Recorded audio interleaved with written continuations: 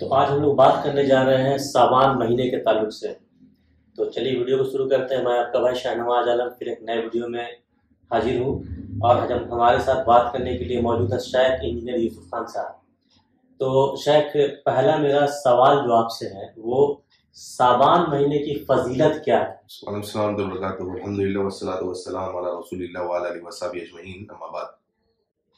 तो ये सब सवाल उलमा से पूछना चाहिए था आपको, लेकिन चलिए अल्हम्दुलिल्लाह वही सब जवाब हम लोग देंगे इंशाल्लाह, जो अहले इल्म से हमने सीखा है इंशाल्लाह सीखते हैं अल्हम्दुलिल्लाह। आपने जो सवाल किया कि शाबान की फजीलत क्या है, तो शाबान की फजीलत से कुरान हदीस में यही मिलता है कि अल्लाह के रसूल सल्लल्लाहु अलैहि वसल्लम इस महीने में कसरत से रोजा रखते थे। सही। उसामा इब्न ज़ैद रज़ियल्लाहु अन्हु ने पूछा अल्लाह के नबी सल्लल्लाहु अलैहि वसल्लम से कि अल्लाह के रसूल सल्लल्लाहु अलैहि वसल्लम, मैंने देखा कि आप शाबान के महीने में पाबंदी से बड़ी कसरत से रोजा रखते हैं, यानी रमजान में तो मुकम्मल रोजा रखते हैं आप, रमजान के अलावा और जो 11 महीने बचे उसमें शाबान में आप बड़ी ताकीदी से रोजा रखते हैं, सबब क्या है? तो आपने फरमाया, ऐ उसामा, शाबान जो महीना है ये रजब और रमजान के बीच में पड़ता है, तो लिहाजा अक्सर लोग इससे गाफिल रह जाते हैं और इस महीने में अल्लाह के यहाँ अमाल पेश किए जाते हैं, यानी अमाल को उठाया जाता है। तो पहली फजीलत ये हमें पता चली कि इस महीने में अमाल को अल्लाह के सामने पेश किया जाता है। तो आपने फरमाया कि मैं चाहता हूँ कि जब मेरे अमाल पेश हो अल्लाह के सामने तो मैं रोजे की हालत में रहूँ। लिहाजा फजीलत ये है कि इस महीने में अमाल पेश किए जाते हैं अल्लाह के पास, तो अल्लाह के नबी ने चाहा कि मैं कसरत से इस महीने में रोजे रखूँ ताकि रोजे की हालत में मेरे अमाल पेश किए जाए। ये फजीलत है। और आपने दूसरी फजीलत ये बताई कि इसमें कसरत से आदमी रोजा रखे, क्योंकि रमजान की एक तैयारी है, इसके बाद रमजान आने वाला है। आपने ये फरमाया कि एक आदमी को चाहिए कि 15 शाबान तक, 15 को नहीं 15 शाबान तक रोजा रखे।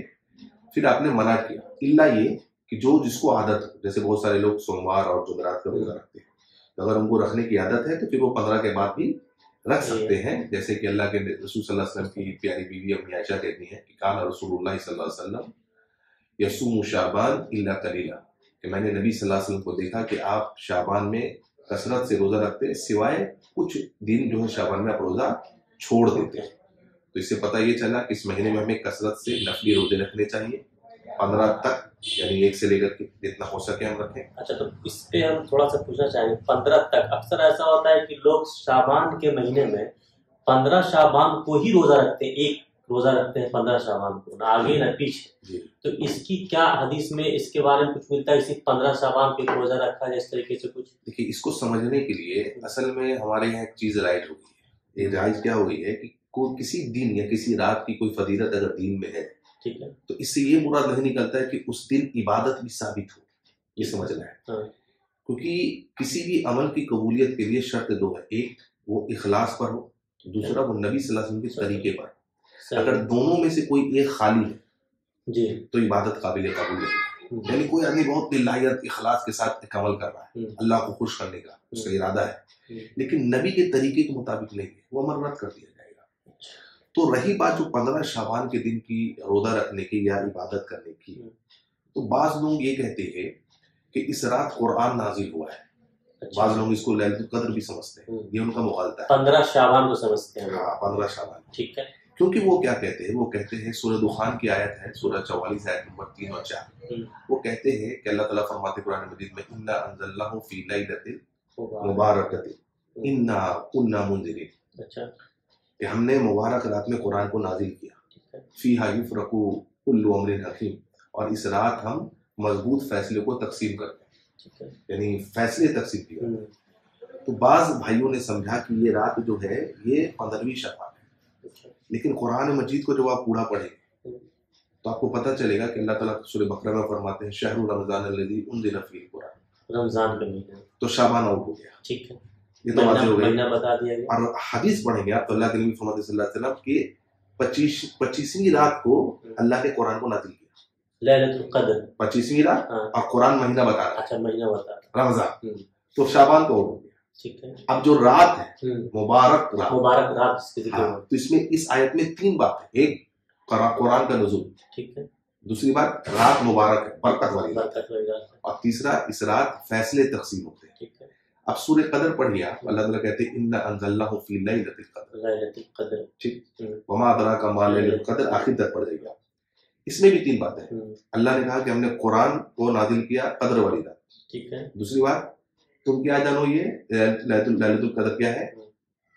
हज़ारों महीनों से बेहतर बरकत होगा।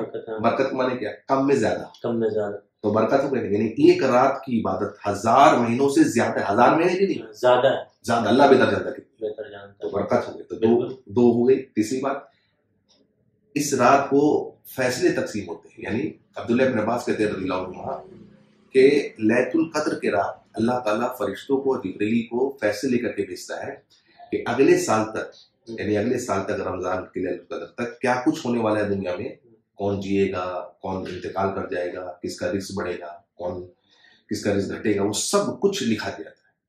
यानी हमें का लिस्ट आने वाला है, हमें को पता नहीं कौन जिएगा कौन मरेगा, ठीक है।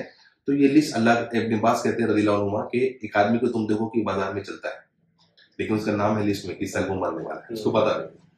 तो ये लिस्ट है, यानी हिकमत के फैसले होते हैं। तो इस पूरे को आप जमा करेंगे तो पता चलेगा रमजान महीना, रमजान रात लैलतुल क़द्र की रात है। तो इसे मुगालते में लोग हैं तो समझते हैं कि भाई हम 15वीं शबान को भी इबादत कर लेंगे तो क्या हुआ, लेकिन ये गलत है। तो उसमें ये भी है जाए कि रात को लोग जागते हैं, जैसे हमारे बहुत सारे भाई इसको मनाते हैं, जागते हैं, कुछ खाने वाने के बहुत सारे इंतजाम, हलवा वगैरह बनना, ये सारी चीज की एक ये भी सोच है हमारे भाइयों का कि रूहें आती हैं उनके ताल्लुक से। एक तो ये जो जिंदा हैं, जो मना रहे हैं, वो रात भर कब्रिस्तान जाते हैं, मस्जिद में जागते हैं, 15 सामान की बता रहे रात जो जागते हैं। देखिए 15वीं शबान के ताल्लुक से जितनी हदीसें हैं, ठीक है, वो सब मौजू है, मनगढ़ंत है और ज़ईफ़ है। अच्छा, सिवाय एक के, सिवाय एक के, ठीक है। जैसे एक हदीस है 15वीं शबान को, शाबान के महीने को लेकर के, कि आपने फरमाया, नबी सल्लल्लाहु अलैहि वसल्लम फरमाया कि शाबान मेरा महीना है और रमजान अल्लाह का महीना है। ये मौजू हदीस है, ठीक है। एक और हदीस है, अल्लाह के नबी ने फरमाया कि 15वीं शाबान की रात अल्लाह ताला बनु कल्ब की बकरियों के बराबर लोगों की मग़फ़िरत करता है। ये भी हदीस ज़ईफ़ है, इसको जिक्र करने वाले इमाम तिरमिज़ी है। और अजीब बात है, लोग इमाम तिरमिज़ी का हवाला देते हैं, लेकिन खुद इमाम तिरमिज़ी ने लिखा इसके बाद कि ये हदीस ज़ईफ़ है। अच्छा। और इमाम तिरमिज़ी कहते हैं ये हदीस, मेरे उस्ताद इमाम बुखारी भी इसको ज़ईफ़ कहते हैं। तो जितनी हदीसें आपको मिलेंगी या तो मौजू है या फिर ज़ईफ़ है, सिवाय एक के। वो एक हदीस आपको मिलेगा बैहक़ी में, तबरानी में, और शेख अल-अलबानी ने इसको अपनी किताब अल-सिलसिलातु अस्सहीह में जिक्र किया। वो हदीस है यत्तालिल्लाहु तबारक व तआला इला खल्क़िही लैलतन निस्फ़ि मिन शाबान, कि अल्लाह के नबी से फरमाते हैं कि 15वीं शाबान को अल्लाह ताला बतौर रहमत अल्लाह के अपने बंदों की तरफ देखता है, ठीक है। फयगफिरु लिजमीअ खल्क़ी, फयगफिरु लिजमीअ खल्क़ी, अल्लाह ताला सारे के गुनाहों के माफ कर देता है, इल्ला सिवाय दो के, लिमुशरिकिन और मुशाहिद, दो के, एक जो मुशरिक जो शिर्क करता है और दूसरा जो अपने भाई से कतई ताल्लुक रखे। तो ये रात की फजीलत है कि इस रात अल्लाह ताला मग़फ़िरत करता है, लेकिन दो की नहीं, जो शिर्क करता है और जो अपने भाई से कतई ताल्लुक रखे, बातचीत बंद रखे, इल्ला ये कि वो शिर्क से तौबा कर ले और दूसरा आदमी जो है वो अपने भाई से मुसालिहत कर ले। अदरवाइज इसके अलावा और कोई भी हदीस जो है साबित नहीं है। अब लोग समझते हैं कि अगर फजीलत तो है तो इबादत कर लेंगे तो हर्ज क्या है। जी बिल्कुल सही।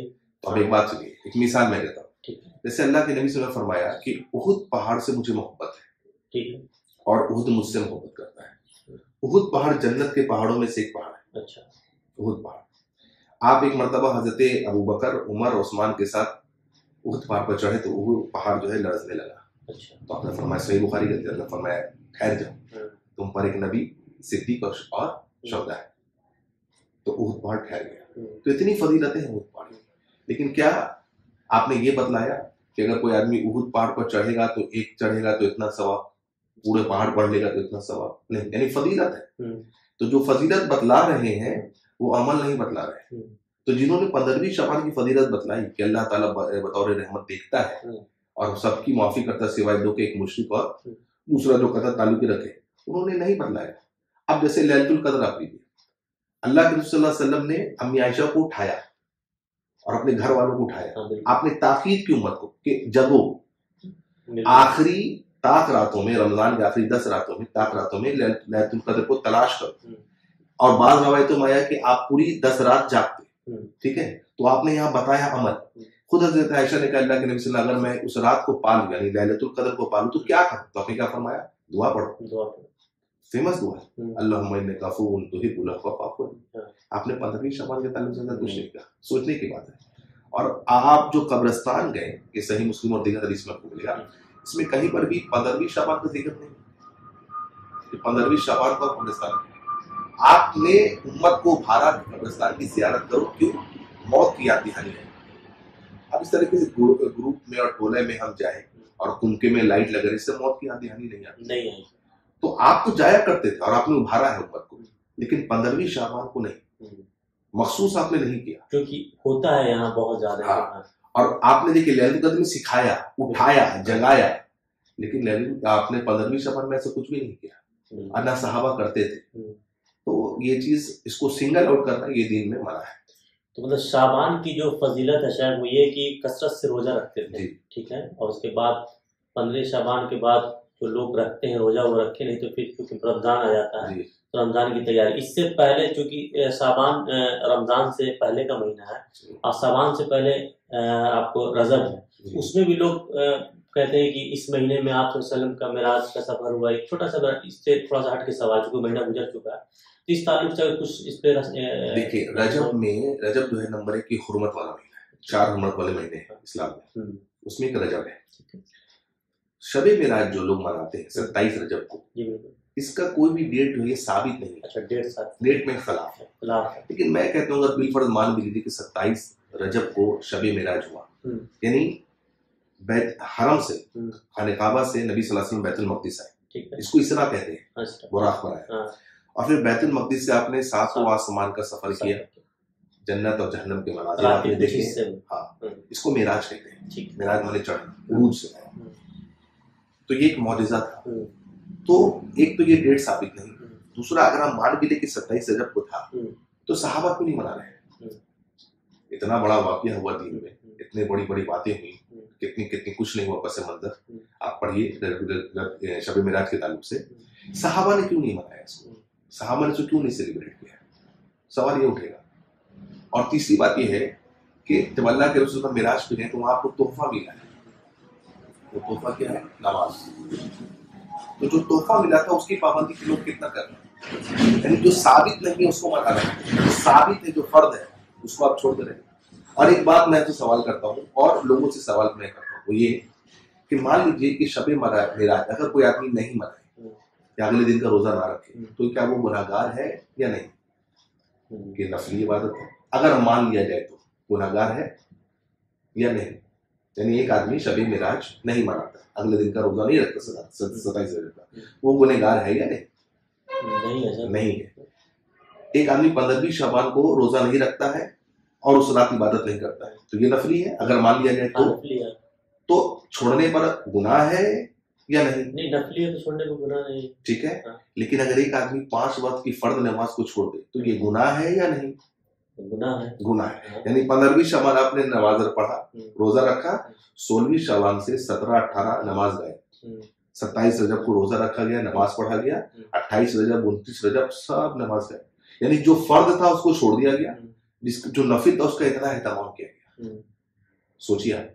और जहां तक रही बात की हलवा बनाने की, तो हलवा बनाना खाना इस्लाम में बिल्कुल जायज है, कोई हरज की बात नहीं है इसमें, ठीक है।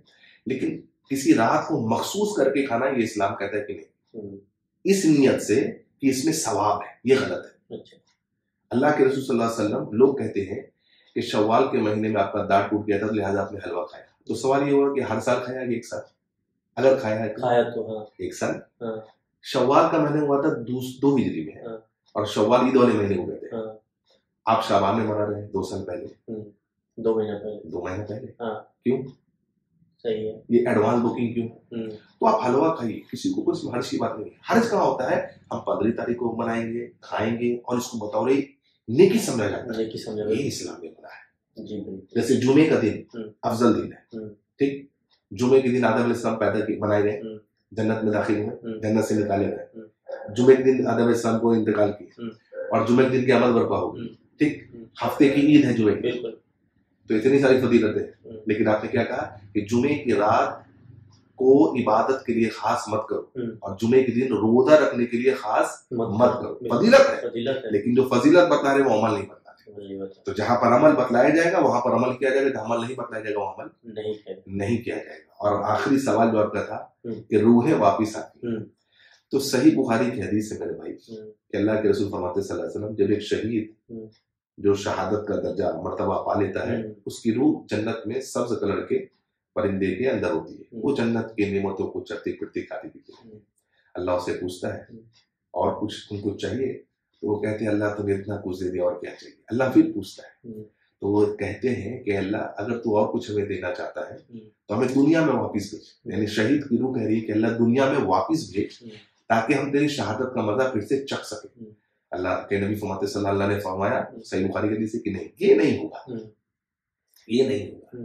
तो रूह एक आदमी जब इंतकाल कर जाता है तो दो जगह जाती है, अगर नेक है तो इल्लीन में और बुरा है तो सिज्जीन में, वहां से निकाली नहीं जाती है और ये कयामत तक नहीं निकाली। कुरान की आयत है वमी वराइहिम बरज़खुन इला यौम युबअसून, सूरह मोमिनून आयत नंबर 100 कि बरज़ख है यानी एक आड़ है कयामत तक के लिए उनके लिए, वो हमारे हालात से वाकिफ नहीं है। और अगर वो रूह जो है अगर आती है बिलफर्द, तो एक सवाल उठेगा कि उज़ैर अलैहिस्सलाम जो थे, जो नबी थे, अल्लाह ने उनको 100 साल सुला दिया था, ठीक, सुला दिया था यानी जिंदा थे, नींद अल्लाह ने नींद दे, नींद को भी छोटी मौत कहा गया। फिर 100 साल के जब वो बेदार हुए तो देखा कि जो खाना था फ्रेश था, ठीक है। जब अपने बस्ती में आए तो बाल बच्चे सब बूढ़े हो गए थे, ये जवान थे। यानी एक नबी को 100 साल अगर अल्लाह से सुला दे तो वो दुनिया के हालात से गाफिल हो जाए। एक आदमी जो इंतकाल कर गया उसको कैसा पता है कि आज 15वीं शबान या आज 15वीं शबान की रात है, कैसा पता है? उसको कैसा पता है कि इस साल इस दिन इस रात पड़ रहा है? नहीं, इस साल भाई मार्च में पड़ेगा, अगले साल फरवरी में पड़ेगा, उसके अगले साल पहले साल अप्रैल में पड़ा था। उसको कैसे पता है कि इस रात ही जाना है? तो ये इस्लामी अकीदा नहीं है, रूहें वापिस आती है। तो जैसा कि देखा आपने, शेख ने बड़ी तफसील से बताया। और ऐसे अगर आप शाबान के ताल्लुक से पूरा वीडियो देखना चाहते हैं तो शेख के चैनल पे MD यूसुफ खान, वहाँ पे जाके विजिट करें, वो तफसील से पूरा वीडियो शेख का है, वहाँ पे मैं उसका लिंक डाल दूंगा इंशाअल्लाह ताला। और फिर मिलते हैं नेक्स्ट वीडियो में। चैनल सब्सक्राइब करें, लाइक करें, शेयर करें। अस्सलाम वालेकुम रहमतुल्लाहि व बरकातहू।